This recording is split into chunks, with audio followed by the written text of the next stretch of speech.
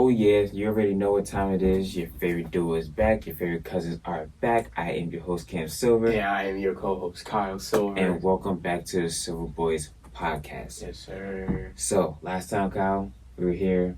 Dame got traded to the Milwaukee Bucks. Shocked the whole world. And I remember at the end of that segment, we talked about how Jrue Holiday could get moved. And long and behold, Sunday, Jrue Holiday gets moved. So, Jrue Holiday goes from being a Blazer for all of 15 minutes to being a Boston Celtic. So the Celtics get Jrue Holiday, as the Blazers get Robert Williams, Malcolm Brogdon, a 2024 first-round pick via Golden State, and a 2029 first-round pick. So Tell me how you feel about it. For the Celtics, I like it. They get somewhat back of that intensity that they lost trading away Marcus Smart for Kristaps Porzingis. The only bad thing for them, and also the Milwaukee Bucks, will be their depth. Now both teams' depths will be tested. Most definitely tested. Now that they're basically going for broke at this point. Yes. Like, hey, it's championship or nothing at this point. Yeah, and just a couple guys on one guy on the bench that I know for sure, like Boston, Gary Pritchard. He wanted out of Boston last year because he wasn't getting much playing time. And then now trade away Marcus Smart. Now you're basically the backup point guard to Jrue Holiday or whoever they decide to put out there, either Jrue Holiday or Derek White. But now you now is your opportunity to play. For him at least. But yeah, other than that, it's basically just a strong 6 to 7 man roster for both teams. Yes, it really is. Yes, like like you said, their depth is going to be tested. Pros and cons on both sides of the ball, both teams. You basically, you trade away Marcus Smart, but you got back the same player. Correct. It was arguably better. Better, exactly. Especially on offense. Offense, and I could argue on defense too. Yeah. A stronger point guard that's a little bit taller that could guard like the 1 through the 3. Honestly, if we're talking like seriously. Correct. So I like that pickup so much for them. It's gonna bolster their defense like we were just talking about. Little concern maybe like if Kristaps can stay healthy, because that's been a question mark around him over the past couple of years. But if he does, with Al Horford right there, that backcourt will be fire. Yeah. But also too, they're gonna miss Robert Williams a lot. Oh yeah, big time. A lot. The alley-oop threat. He's a very good passer as well in the paint. Also, obviously defensive. His instincts are really, really, really good for his age. Yes. So that's something that the defensive intensity that he did bring. And that teams had to focus on the offensive side of the ball to be able to get around Robert Williams. Correct. But just in terms of also a lot of people will probably say now you got two dudes at the 5 position that can shoot the 3 now. You're not it's not that much of a liability, or it's not that much reliant on Jason Tatum, Jaylen Brown, because now you've got Kristaps and then you got Al Horford that could go inside and outside on both ways. So I think I was ready to say that Milwaukee was the favorite, but that pickup with Jrue Holiday, Boston got it. Boston got it right now. Yeah, they boosted themselves. I agree with you on that one too. And you have a facilitator too. Correct. I can again argue that Jrue Holiday is a better facilitator on the offensive end than Marcus Smart. Oh yeah, for sure. So, especially someone who really handles the rock as much as he does. Marcus Smart. He doesn't exactly handle the rock as much. Like back in the playoffs, I remember it was mainly like Tatum or Brown breaking the ball up most of the time. Now you got them that could play off the ball even better. Exactly. Now. Get them into their positions in their spots. Correct. Yeah, no, they don't have to. Basically, they basically don't have to do everything. They don't have to set the table and try to set themselves up. Exactly. Yeah, no, that's the Celtics. Your window's only open so much for a championship. We see it with the Denver Nuggets. That Denver Nugget team has been building since 2016 basically. Yes. And they just finally got to where they wanted to be. Yes. So it's I think Brad Stevens in that front office knows that at a certain point, especially with especially with the Supermax is about to kick in. Mm-hmm. You know, Tatum's Supermax about to kick in. Jaylen Brown just signed his. Pretty sure Kristaps Porzingis is going to look for an extension. Jrue Holiday, I think, is on his last year of his contract. Jrue Holiday, he's going to be looking for an extension. 1-year deal or going to be an extension, exactly. So they're, you know, Celtics has no choice right now but to try to bear down, win it all, and try to see where they can go from here. Because your salary cap is only so big at this point. I absolutely agree. It's going to be something to see. Yeah. Like, just in terms of, like, the money being moved around, who's going to stay, who's going to go. Who's going to go, yeah. Like, you know, you got your team basically built around 2 dudes. Yeah, yeah. You know, it's the same thing for Denver, but it's like, but it just seems like. But Denver had a more cohesive unit. Yes. That's what it was with them. Yes. You know, it's funny. Out of all of this, how Miami was supposed to be the forefront of everything and got exactly nothing. And I feel bad for them in a certain way, especially for the fans, mostly because it seemed as if Miami was kind of just like, oh yeah, we're definitely getting Dame. Mm-hmm. When in reality, they probably only, I think Miami probably only, actually no, yeah, Miami and Trailblazers probably only were on the phone with each other like once or twice, probably the whole offseason. Yeah, I can see that. I can see that. Like, because think about it, we didn't really hear any other trade offers other than the Tyler Hero, the Nikola Jokic, maybe Jaime Jaquez, the rookie that's about to come in. Maybe he was in that deal too, and then the picks. Mm-hmm. But then the Blazers didn't want that. Exactly, that was the thing. They wanted a haul basically. Yes. They wanted to figure out how they could haul in something. And which they did. They did. You got Robert Williams, DeAndre Ayton, like that's a good defensive those two right there basically replacing Nurkic. Yes. You've replaced you know what I mean? You did a 2-for-1 deal, almost certainly. You know, and then now you have Ayton who can more so focus themselves on the offensive side. You have Robert Williams who could focus on the defensive side. So you have the best of both worlds right there.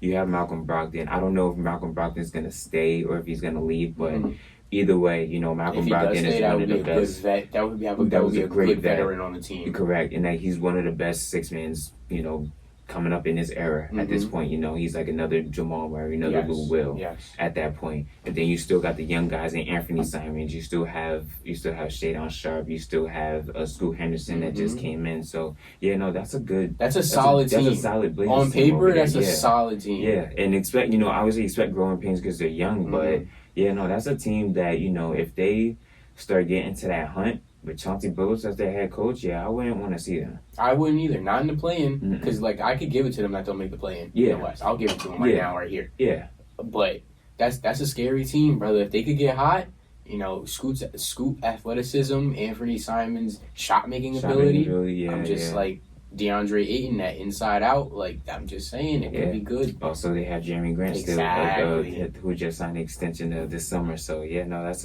a solid team right there that I like. Yes. Some more news in the NBA. Joel Embiid actually just announced that he wants to play for Team USA in the 2024 Paris Olympics. So that's huge. He had a chance to play for either them, Cameroon, and I think it was somebody else.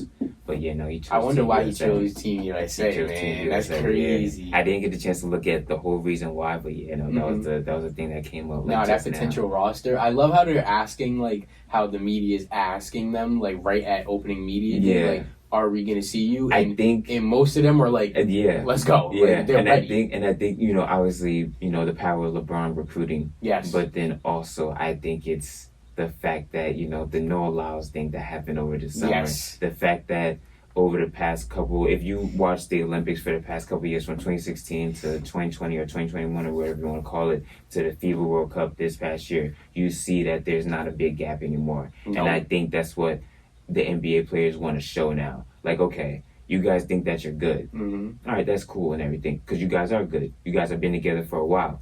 But we'll show you how just superior this talent really is. That, you know what I mean? You got LeBron controlling that offense. Exactly. You got Bron, you got KD, you got Steph now, you got Joel Embiid, you got guys like maybe Anthony Davis who said he even wants to play. You know, you never know. You may bring, exactly, you got Steph. You may bring in young guys like Anthony Edwards. So JT and the boys. JT, exactly. So that roster is... that's an all-star roster. more than an all-star, right? That's an all-world Yes. roster. That's like an all-team type roster, you know what I mean? Yes. So it's one of those teams you see on 2K. Right. You know, 2K only put in the good build that teams. team. No, not at all. You can't even build that team on 2K if you really wanted to. It's just the crazy part. But yeah, no, I'm star-studded excited. cast, but I hope that they all mean what they say. Yeah. They hold on to their word, and like they actually go out and prove it. And I think that they have to, yes, as well, because obviously I don't think there's just like no rule on it, but or anything like that. But usually everybody that does say that they will, usually that they know that they will. Yes. You don't commit to it and then not go through it. Right. I just honestly, my thing is, I wonder what the implications of that is going to be when it comes down to like the late runs and in the playoffs. Though, Yeah. Because like we can make an argument, Bron's getting older. Like, you know, is he gonna want to go that deep into the playoffs and then have to turn right around and go play overseas? You know what I'm saying? So I think like that'll be an interesting dynamic to watch out for. Right. See what teams make it, what teams don't, versus like, you know, who's actually going to show up and who doesn't show up. Correct. You know what I'm saying? Yeah. Because you got to do training camp and all of that stuff. Correct. Right. So Yeah. You guys have to give your own time to you know, building a team. As you've seen, like if you haven't seen the Redeem Team documentary, yes. Yeah, it takes everybody time. should watch. Yes. Another thing. So you know, obviously there was speculation of James Harden and the Sixers. James Harden has indeed showed up to training camp, and from what I'm hearing from all sources and everything, that it's fine. He's doing okay. You know what I mean? He didn't come in causing no antics and nothing like that. They said that he's been really good. So, you know, just hoping for the best for them, honestly, because James Harden doesn't have a market. Let's be honest. Not at all. Like it's Zero. It's not there. The Clippers, I feel like the Clippers already put out their best offer. The Clippers, like they already tried. Sixers were like, no. We're like, all right, well then you're just gonna have to stay with what you got. Exactly. And then from what I had seen, I'm pretty sure you've seen it too. Stephen A. Smith talking about what the close source of what the Rockets said. So if you haven't heard what the Houston Rockets said, basically the Houston Rockets offered James Harden a max contract. James Harden, you know, I'm pretty sure he expressed, you know, he would love to have a max contract, but he also expressed more so his individual goals instead of the team goals. And Ime was like, absolutely not. And you know, if you've seen, you know, obviously you've seen Ime with his coaching ability in Boston. He's all about the team. You know what I mean? Like, you know, obviously you're gonna get George, but you know, at the end of the day, he's all about the team. That's the only way that you guys are gonna go to where you want to go.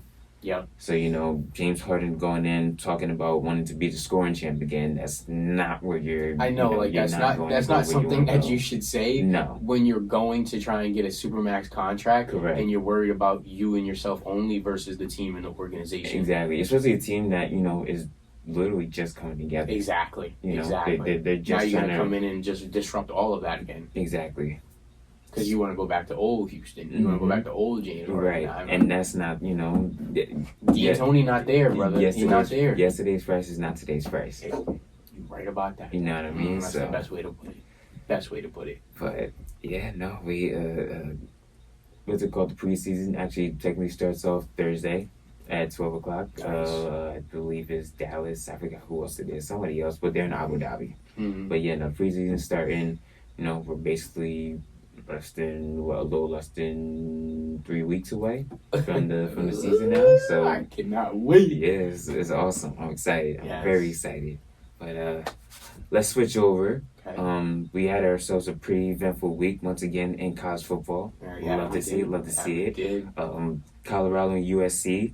A lot of people thought that this would be more of a blowout, and the only reason why I didn't think that this would be a blowout like that is because USC doesn't have a strong defense. They don't have a strong defense. Like a Utah, maybe even an Oregon State after what Oregon State had did to Utah this past weekend. But yeah, no, like Shador keeps trying to show y'all, I'm one of one.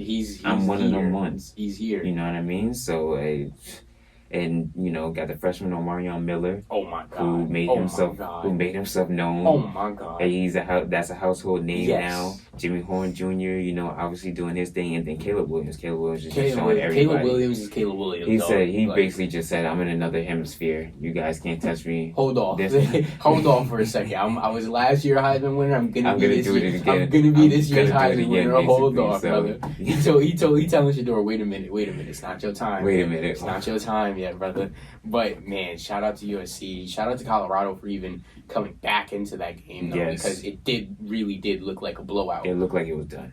And then all of a sudden they started coming back. They started, you know what I'm saying, prowling back a little bit. They started creeping in. Gave me some hope. Gave me some serious hope on that last drive. When I seen that they lost 48-41, I was like, well, obviously, no one wants a moral victory, but that right there lets you know that they can almost play with anybody. They can play with a good amount of teams out there. You know what I mean? Shout out to our man's Michael Irvin, that be on Fox too.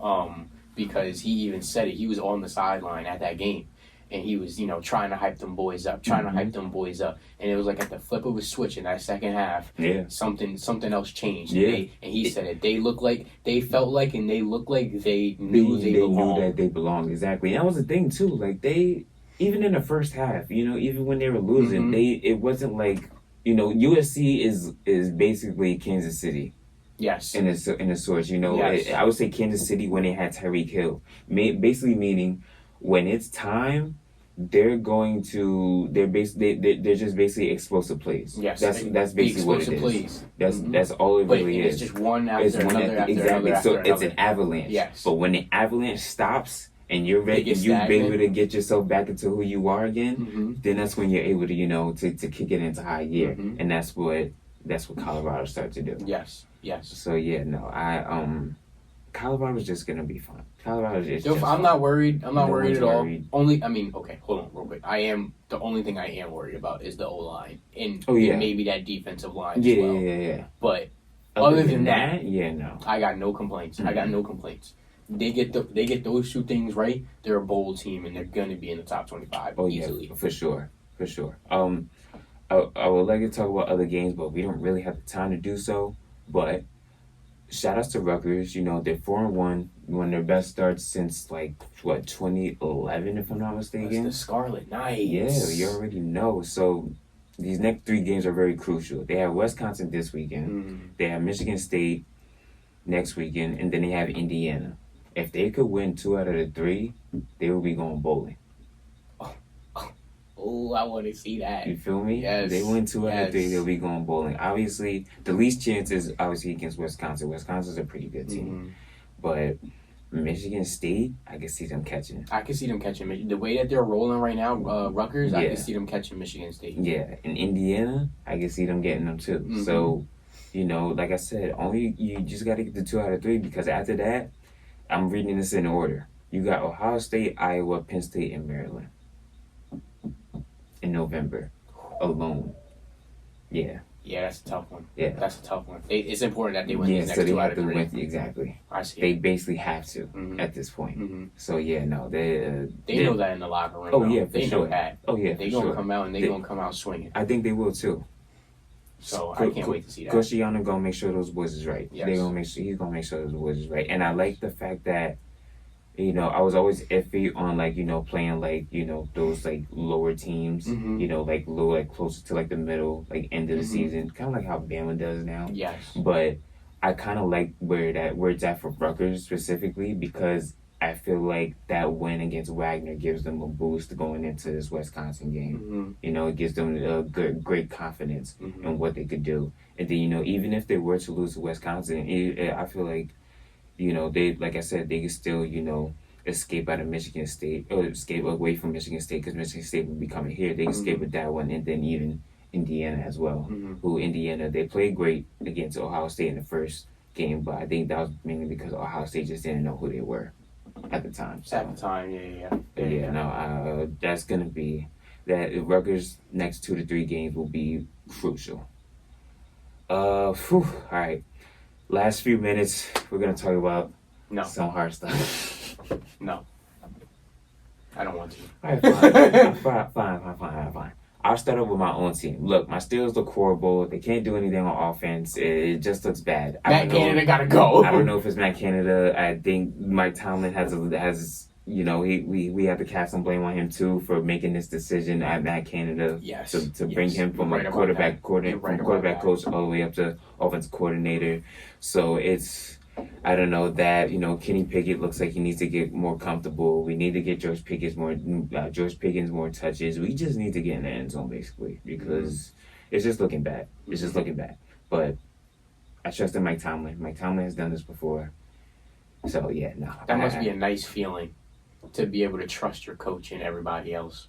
I mean, I won't say everybody else, but be able to have that much trust in Mike Tomlin. Because I don't got no type of trust in nobody in the organization of the Giants. Oh, okay. I didn't mean to cut you off, but I'm just saying. Speak your piece. Because I texted you on Monday night, and I was ready to go into the MetLife Stadium and just tear the whole organization apart. Because that was a winnable game. You know what's funny? So I was at work when you text me.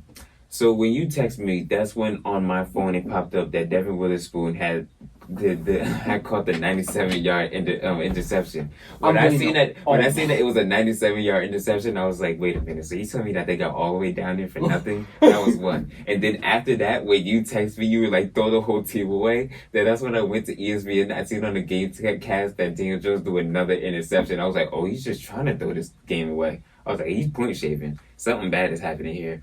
But you know what's crazy? I was watching, I love watching NFL Live because I love watching Darren Orlovsky. And I love how he breaks down what the quarterback needs to do and doesn't need to do. Let me tell you something. Any quarterback that is out there right now, whether you're in high school, college, or in the NFL, if you are staring down your receivers, you are dead wrong and you don't need to be playing the position. Because there's no way in the world. There's no way in the world. Bro, I've seen one where Tariq Woolen was literally looking at Daniel Jones the whole time. He wasn't even looking at his man. His man was on a go route. His man was literally on the go route. He lines up in front of his man. I kid you not. It was like 0.25. He looked at him. He looked at Daniel Jones. And he just stared at Daniel Jones. As soon as Daniel Jones hiked the ball, he jumped right in front of. I think it was Robinson, if I'm not mistaken. I forgot who it was. Robinson. Yeah, someone was in the slot. He jumped right in front. He almost gets the interception. I'm like, bro, you can see him from a mile away. He was staring at you. He was looking right at you. How do you not check down and check where the defenders are? And then more than half those sacks were on Daniel Jones because there were blitzes where you could easily see, he's coming in right now. You could see that you can literally point it out. They were telling you where the blitz was coming from, and you still couldn't do it. You still couldn't do it, bro. And I think it was either Witherspoon or it was Woolen. I forgot which one of the DBs it was. What they said before the game, before they entered into this game, they said, "Yeah, Daniel Jones stares down his receivers." All of them, you can tell, and it's like, oh my god, yo, talk about getting your bag, man, and then going out and buying some Louis, and then you fumble it all.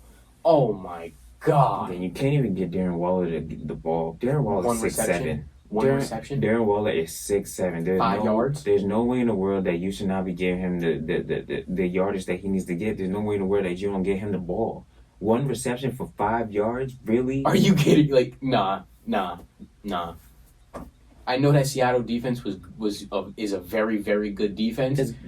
But that was such a winnable game. They made it look like it was. I'm looking at this defense. I'm like, well, is this the Legion of Boom? I'm sorry. That's what you made them look like, Daniel. That's what you made them look like. And then you sitting there throwing the ball towards Bobby Wagner. Like Bobby Wagner won't seek that out himself. Bobby Wagner's a literal Hall of Famer. He's just waiting to be inducted at this point. I can't. I just can't. You know it's a problem when you're more frustrated with Daniel Jones than you are with Zach Wilson at this point. You know, my boy said something to me because I know we gotta go. But my boy said something to me. He was like, "You know what? I think I'd rather have Zach Wilson than Daniel Jones." And I looked at him crazy. And as the days went on, I was like, he is not wrong. At this point, because he outdueled Patrick Mahomes. Outdueled him. And how many times were we talking about that Jets offensive line, though, too? Yeah. And how they need to protect the quarterback. And they had his back. They had him. They had his back. You cannot say the same thing about the Giants. No. They do not have DJ's back at all. You know what's funny? When I look back at it, it was like I said, it was more than half those sacks because it was 11 sacks. 11. I would be having nightmares. If I was Daniel Jones, I'd literally be having nightmares of Seahawks over me. But that's what happened. He did have nightmares about the Seahawks over him, and that's when he threw that interception because on that little whip route, he was supposed to let the play develop a little bit, and he didn't. He snapped it and he threw it. Just threw it. The dude not even looking at the ball, Cameron. I know. That was the problem. He didn't even get his head turned around. Because he's so scared of being sacked. The ball literally just got snapped. I have to get somewhere in position. You don't even let the play develop. Oh my goodness, bro. That it don't make no sense. I just don't understand how you go from last year's success of a successful first season for Brian Daboll to this trash. This right here shows everything that we were talking about in the offseason. You need Saquon Barkley. In a bag of chips. You need Saquon Barkley. I don't care if it's a quarterback. I don't care that Saquon Barkley is just a running back and he keeps getting hurt. But obviously, as you can see, that the team can only function when Saquon Barkley is there. And it sucks that they can't. They can't do anything. And the crazy part is they have weapons. They have weapons. Wan'Dale Robinson is pretty good. Wan'Dale Robinson is nice. Paris Campbell is good. Darren Waller is good. They have a defense that defense was holding them in the game. You can only hold. People don't understand. Defenses are great. You know what I mean? I really like this Giants defense, but there's only so much that you can do. You can only hold a team so long because when you're continuously out there and your team and your offense isn't scoring, guess what happens? You start to deflate. You deflate. You get tired. Yep. You get tired because you're always out there. Exactly. And then you don't got faith in your own offense no more. And then the Seahawks themselves on offense, they can run. Kenneth Walker's good at running. Geno Smith can run himself. But also they have guys like Tyler Lockett, DK Metcalf, and Jackson Smith and Jigma, and others. They looking like the Giants of the old, man. That's what it's looking like to me. Every time I turn it on Sunday or Monday night, and I'm just like, here are the Giants go again. And your life don't get easier with Miami and Buffalo being your next two games. Are you kidding me? Talk about... Oh, my God. Oh, my gosh. Oh, God. I hope Caleb Williams comes out of college, because maybe he'll come out and he won't actually stay in college, and maybe we'll get him. Who knows? I mean, who knows? That's all I can hope. I mean, maybe we could get Shador in 2 years. Drake May. That's my only hope at this point. I don't trust Daniel Jones anymore, Cameron. I don't. I didn't trust him when y'all drafted him. Exactly. And then he gave us that little glimmer of hope. And then he just shut the lights off. Damn. But that was right. You don't know how to run unless it's a design. You can't do a play unless it's designed. The thing that makes Patrick Mahomes and all these other guys great, I know we got to go in a second, but I will tell you the difference between good quarterbacks and great quarterbacks is that when things don't go to plan, they still find a way to make things work. Daniel Jones is one of those where if things don't go to plan, he ain't not. I'm either going to get sacked, I'm going to throw an interception, I'm going to throw away, it's going to be a fumble. Or we just gonna run the ball on a 3rd and 10. I don't know what to tell you. I'm so sick of seeing that. I'm done. I'm done. I heard those boo birds come out. I was like, oh boy, this is bad. I'm about to start crying, bro. All right, we have to get out of here before Kyle starts having a moment. God damn. Per usual, we appreciate you guys for checking in on us. You already know what time it is. I'm your host, Ken Silver. And I am your co-host, Kyle Silver. Till next time, see you later.